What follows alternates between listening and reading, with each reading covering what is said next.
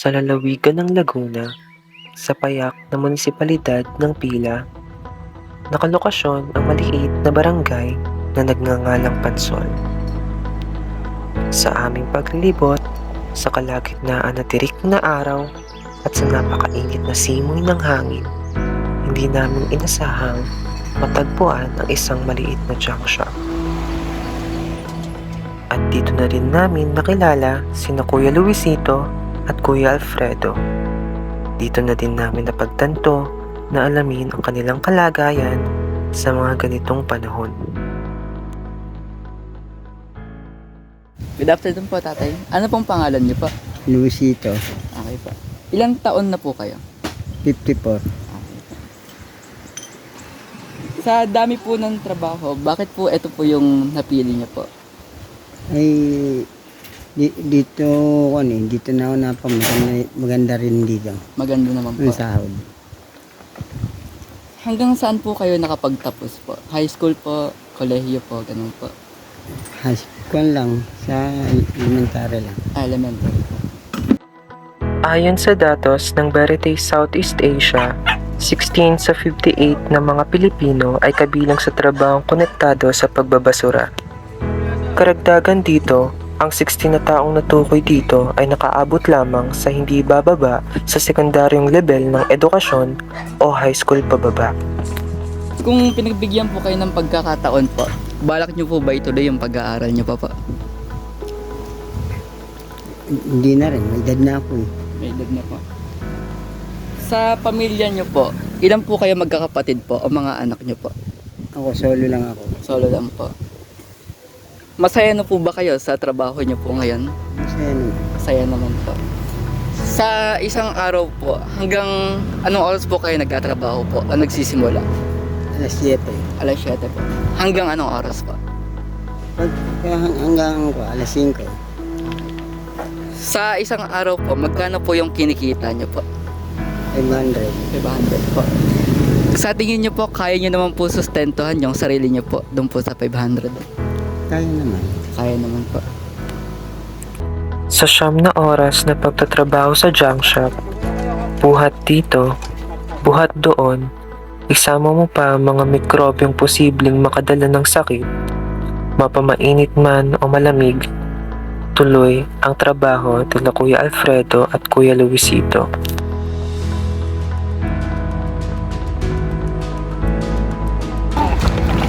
Kuya, sa ngayon po, magkano po yung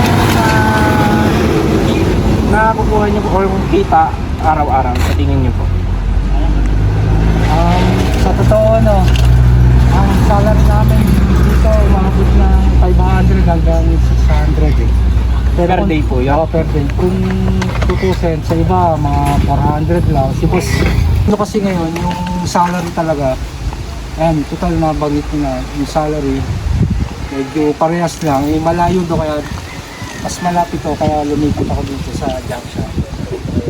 At least sabi nga nila, yung kasabihan nga ng boss namin dito, yung pera nasa basura eh.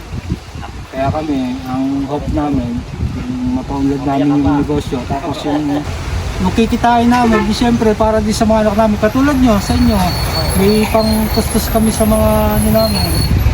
Kahit pa paano, nakakasuporta sa amin. Yung akala nila mahirap ang trabaho, natural lang naman kasi yun eh, kahit saan naman eh. Umpisa ka dito, mahirap, tapos lilipat ka sa kabila, akala mo mas mabalik ka, mas mahirap ka po. Kaya kung minsan masaya, bagay naman po sa pang-araw-araw niya, nagagamit naman po. Ay, yung yung kita niyo po araw-araw. Halos, lang eh, sa ngayon, halos sumasapat yung kita ko dahil may, katulad ko, may dalawa akong ano tawag dito, halos ang kinukulang na lang namin yung mga pangangailangan, yung mga sub-project sales, yung mga kaya may mga doon na kinukulang na kami sa ibang pangangailangan namin. Pero kung tutusin, halos halos kumarasya naman. Kasi ilang taon na rin ako dito, kahit pa paano, tuloy-tuloy yung gawa namin. Nakakatuwang malaman na hindi nalalayo sa minimum wage ang kanilang kinikita. Ngunit, sapat nga ba talaga ito? Ngayon patuloy na tumataas ang inflation rate sa bansa.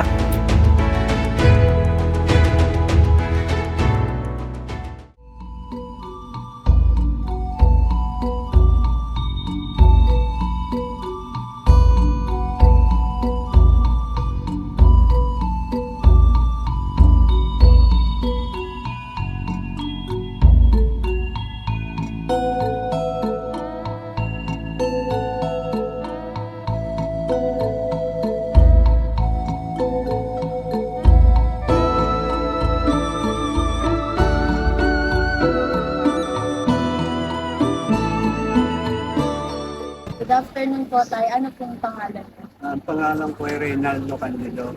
Ilang taon na po? 59 years old, 30 ko ngayon. Bale, tagasan po kayo po sa... Tiga Kabuyo ako. Bakit po kayo Ah, wala na akong trabaho sa Bataan eh. Ano po yung dati niyo pong trabaho? Scaffold. Ngayon po, ano po yung trabaho? Delivery boy ng tripod eh.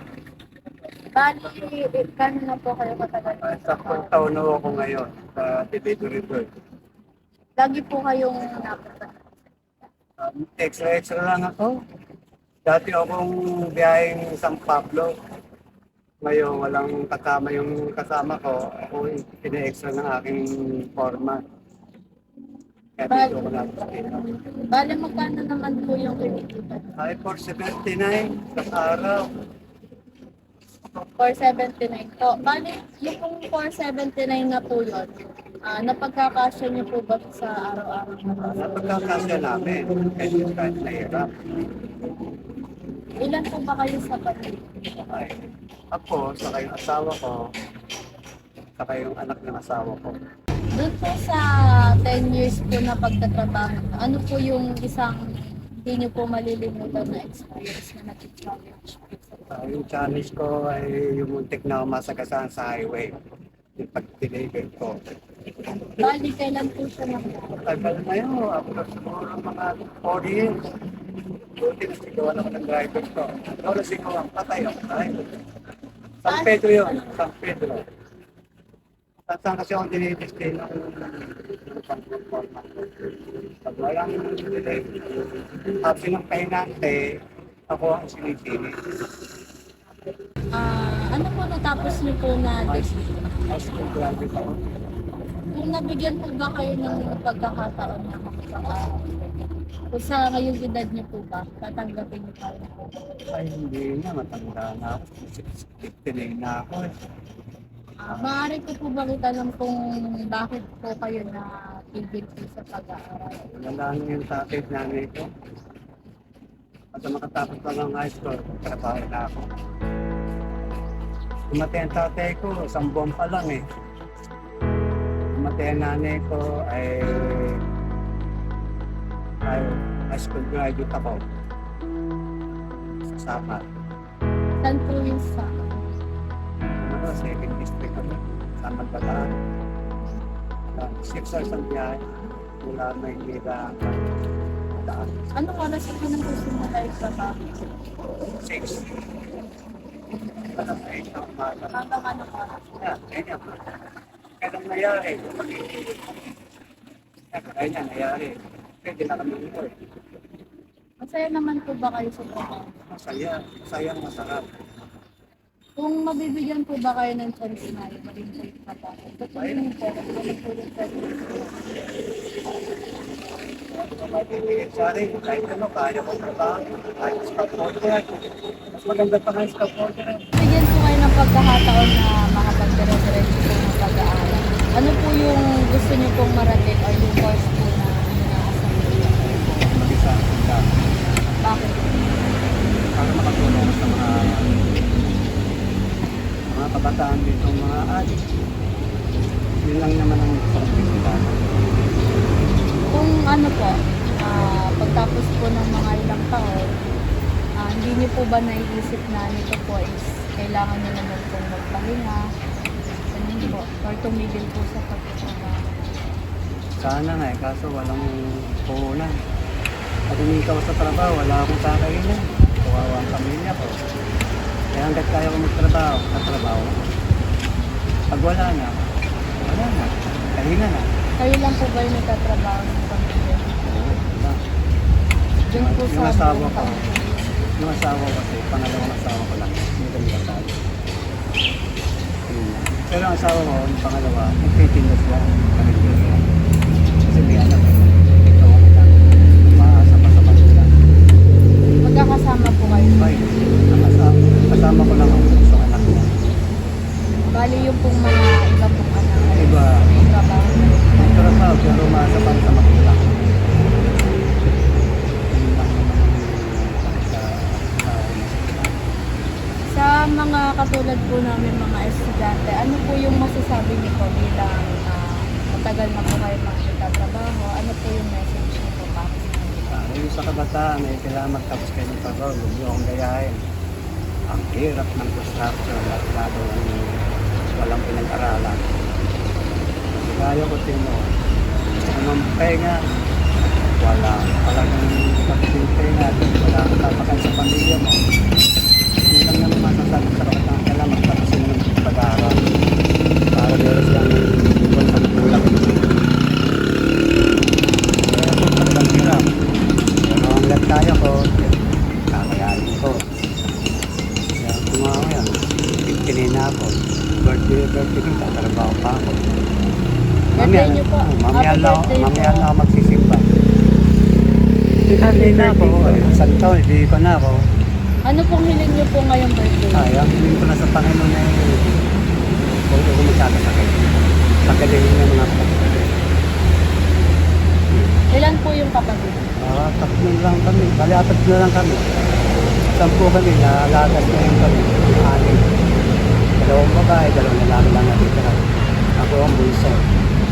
Nakakasama niyo naman po ba sila kapag Oo. may okasyon? Pupunta ako sa kanila. Yung isa kong kapatid nasa Maynila. Yung isa kong kapatid nasa Bataan. Lahat ng Bataan. 2, isa lang sa Maynila. Ako lang dito sa Laguna. Salamat po, Tay. Thank you po. Happy birthday po. Salamat, Lord. Sa mundo ng hirap at ginhawa, bawat pagsisikap may kabayaran. Sa init ng araw, sa hirap ng gawa, patuloy ang laban, walang pag-iiputan. Kapalaran, di palaging patas. May mga puso na puno ng dalas. Sa pagod at pawis, walang lumbay. Sa hinaharap, pag-asa'y nakaukit pa rin. Sa bawat hakbang, sa bawat pagsusunikap, ang buhay ay yamon, walang pangakong madali. Ngunit sa pagtsatsaga at pagpupursige, lilipas din ang dilim, tagumpay ay kakamtin.